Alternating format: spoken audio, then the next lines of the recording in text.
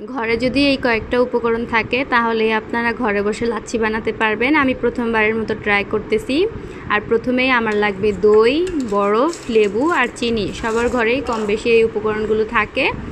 দোকান থেকে আপনারা চাইলে 20 টাকা করে দই কিনে আনতে পারেন। ওইটা দিয়ে আপনারা 3-4 জনের পরিমাণে বানাতে পারবেন। তো আমি যেহেতু প্রথমবার বানাচ্ছি তাই আমি শুধু আমার পরিমাণে নিচ্ছি। প্রথমে আমি ব্লেন্ডারে দিয়ে দিয়েছি বরফ, এরপর এর মধ্যে দিয়েছি 2-3 চামচ দই, এরপর দিয়েছি চিনি, এরপর এর মধ্যে অ্যাড করে দিব পরিমাণ মতো লেবুর রস।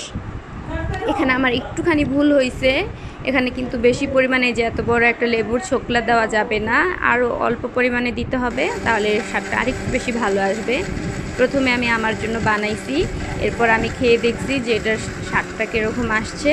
এরপর আমি আবার দ্বিতীয়বার বাসার সবার জন্য বানাইছি, ওইটা আবার পারফেক্ট হয়েছে।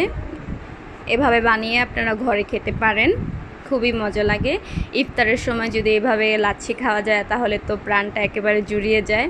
আমার লাচ্ছিটা একেবারে পারফেক্ট হয়েছে, শুধু যে বললাম না লেবুর ছোকলাটা একটু বেশি হয়েছে, কিন্তু তারপরও মজা হয়েছে খেতে, খুবই স্বাদটা ভালো। আশা করি আপনাদের আজকের ভিডিওটা অনেক ভালো লেগেছে। ভিডিওটা ভালো লাগলে অবশ্যই লাইক, কমেন্ট, শেয়ার করে দিবেন। অবশ্যই আমার পেজটা একটু ফলো দিয়ে দিবেন। আল্লাহ হাফেজ।